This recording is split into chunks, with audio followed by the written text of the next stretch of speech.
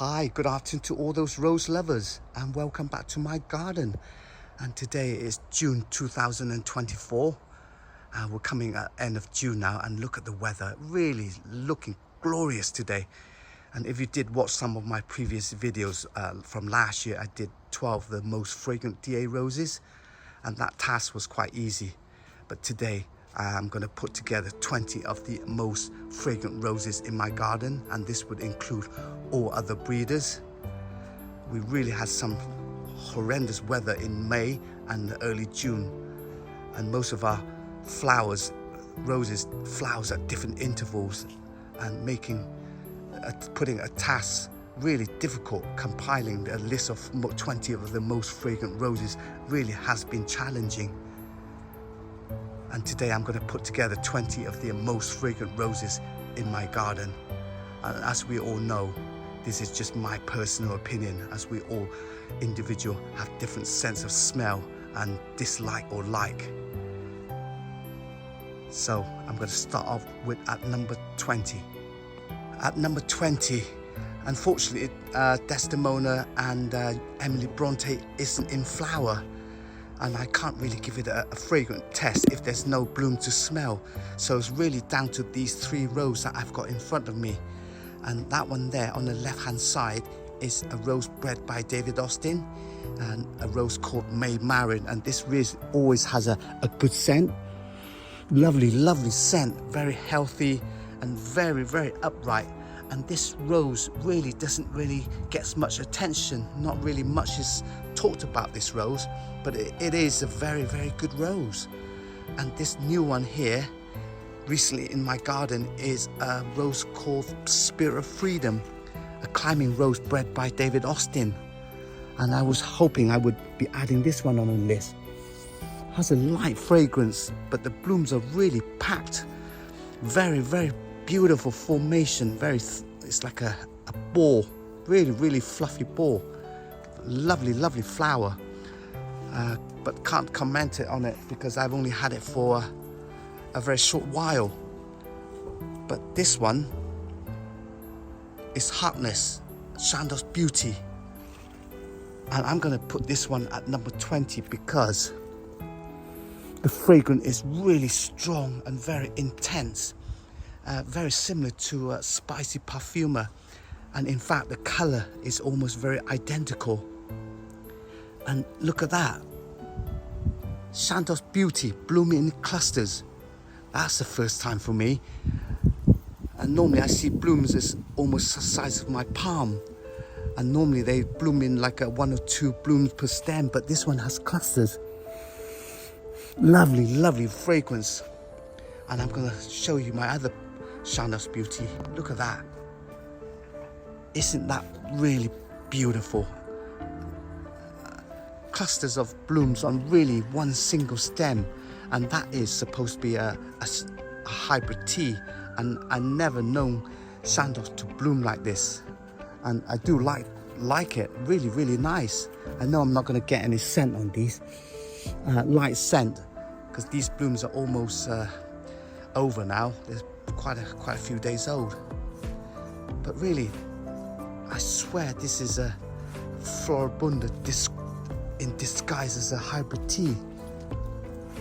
Yeah, really, really love this rose. I've really never given much attention in the past, as I've never been too impressed with the minimal of blooms on this rose. But this year really, really has impressed me just by the amount of blooms. Ooh, lovely, lovely scent, and I'm having to use the arbor to support these blooms. It's just so many on that one stem. But there you have it. At number 20 is Chandos Beauty. At number 19, this is Coco Loco, and a very surprisingly fragrant rose. Look at the color, absolutely beautiful. Lovely, lovely scent. I'm gonna say I've got to find the ones that are already open. This really is surprisingly good. Coco Loco, this is an American rose, I've got 2 American roses this year. One is a distance drum, which smells amazing. And this is another one called Coco Loco. The color is just so unique. The scent, on a sunny day like today, really hard to beat. Fantastic old rose scent, really nice. Yeah, I just think it's, for me, under my nose, it has a lovely old rose scent, and there's a very lovely sweet scent behind that note. Superb rose. And this one is been a few days old now, but on a fresh bloom like this, it really is so beautiful. And the bush itself, I guess what?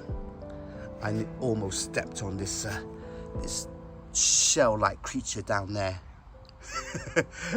But I didn't. I felt it just right under my feet, but I almost stepped on it. But let's get back to this rose. This is one of my most healthiest and the bushiest rose for this year. Well, there is another one outside as well. I'm not going to tell you what that is, but this one is by far one of my healthiest roses. Oh my God, I need to smell it again. The scent is not very strong, but just, and not overpowering, but really just lovely scent. And look at that clusters of bloom. Really, I can't wait for this one to be in flower. Look at how healthy those foliage are. At number 19 is Coco Loco. What a beautiful rose. Lovely scent.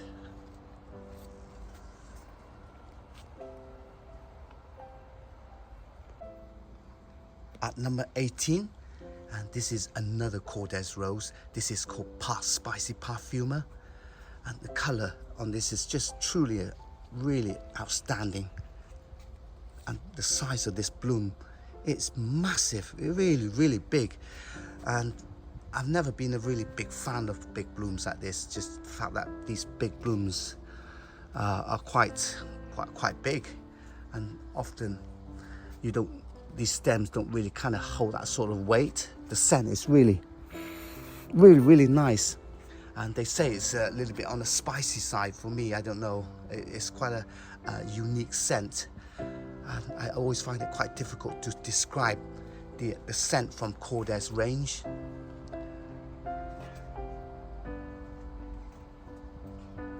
Gorgeous rose, and a very healthy. And Cordes roses are starting to grow on me a lot. At number 18 is Spicy Parfuma. At number 17 is Raspberry Parfuma, bred by Cordes, and also known as Raspberry Cupcake in the US. And this is a rose from the Parfuma range. The color is just outstandingly beautiful. Look at that, really stunning, really deep pink. And the fragrance is really gorgeous, very exceptional fragrant, and smells like, wow, very similar to Penelope Lively. Very strong scent of raspberry, but I prefer this one over Penelope just for the fact that it has a lot more of a upright growing habit, and for me this is better for disease resistant as well. There's more blooms up there, and the ones down here is one stem with clusters of bloom. Really fantastic rose. Just this color is just so striking. I'm gonna give it a sniff again. Really nice. At number 17 is Raspberry Parfuma by Cordes. At number 16 is Bathsheba by David Austin, and this is a last-minute decision to add this one on the list. And for me, this rose has always been a very fragrant rose, but it's always been in the middle of the border, and I really never get to smell it. But today I've decided to cut some away from the bush itself, and just put it in a vase. I mean, I don't normally cut roses just because of the fact that the wife has hay fever, so that never goes in the house. And I never really have time to stay at home long enough to enjoy the blooms. Really lovely, medium to myrrh with floral and hints of honey and tea. And this was first introduced in 2016, and the blooms itself is really beautiful with mixtures of different tones of apricot and yellow. And the scent again, really, really lovely. And this is quite old, and yeah, when it's old, it doesn't smell very nice, but that's all roses are like that, so it's not just this particular one. Really, really fantastic fragrance, and to me, this one should be a lot higher than it is. It should be more like number 10 or 11, but this is a last-minute decision to add this one on that list. So number 16 is Bathsheba. I'm going to start the list off with this rose. It's a rose called Gabriel Oak, bred by David Austin. Look at this beautiful, very classic old rose appearance. And this rose is a very, very good rose. A rose that seems to have the lot. Very good disease resistant, very vigorous, and has a lovely scent. Very, very lovely. Not very strong and not very overpowering. Under my nose, I can smell a hint of old rose and a hint of fruitiness to it.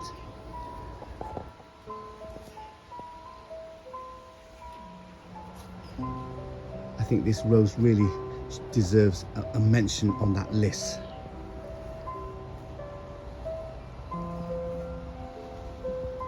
So at number 15 is Gabriel Oak. And this next one at number 14 is a rose called Madame Isaac Perrier. It's a very, very old Bourbon rose. I think it might be bred in the mid 1800s. So this rose is very, very classic, and a rose that would probably never go out of fashion. Look at these beautiful, large blooms. Has a very lovely old rose fragrance to it.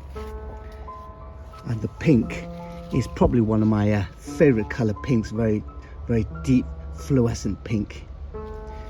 This is quite a young plant, and I've only got about 5 or 6 blooms on this bush, but this one has been on the bush for about over a week now. So really I don't know much about this rose, but other than that, the fragrance is really, really lovely. Yeah, definitely. Very, very strong old rose scent. My only Bourbon rose at number 14 is Madame Isaac Perrier. At number 13 is Penelope Lively. I'm having to hold this bloom up just to show you, because if I let my hand go, they'll just be looking really floppy on the along my container. Really lovely raspberry scent. Although last year I did say that she had the scent was equal to Gertrude Jekyll, but this year it's not as strong, but is a very lovely rose with a lovely fragrance. And I've got another cluster down there as well. Look at that. It's quite a tall pot, and you know, just really manages to keep its head above the ground. It is a beautiful rose, and other than being floppy, it is very floppy. I've got more down the other side as well. I suppose if it's in a pot like this, it will look okay because it will just cascade over the side. But let's go and have a look at my other Penelope Lively. And this is looking a little bit more lively. And the scent, yeah, it's lovely, really lovely. I can't deny it. She is a lovely looking rose. And this one is looking just a bit more promising. So at number 13 is Penelope Lively by David Austin. Next at number 12 is a rose called Lady Gardner, again bred by David Austin. Really looking absolutely stunning. It's very tall, Very, very robust and almost covered in buds. Really, really lovely. And this is probably the strongest rose with the strongest tea scent. And this will be the only rose that will have tea scent that I'm going to include on this list. What a fantastic rose this is. Look at that from a distance. Isn't she absolute gorgeous? I am gonna give it another sniff just to confirm. Oh, what a lovely, lovely scent.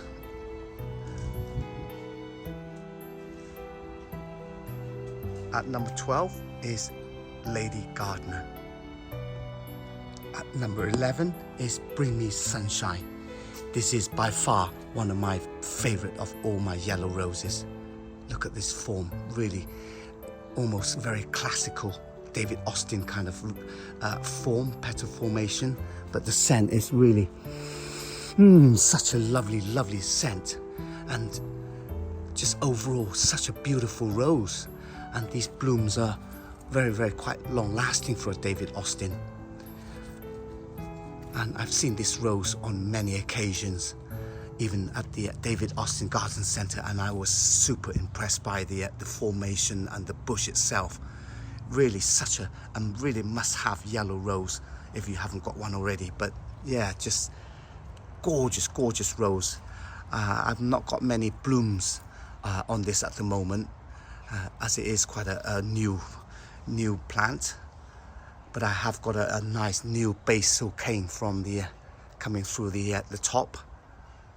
But this, I don't need that many blooms, as this is only a fragrance test. Such a wonderful, wonderful all-round rose. Yeah, really, really impressed by the beauty and the fragrance of this rose. At number 11 is Bring Me Sunshine.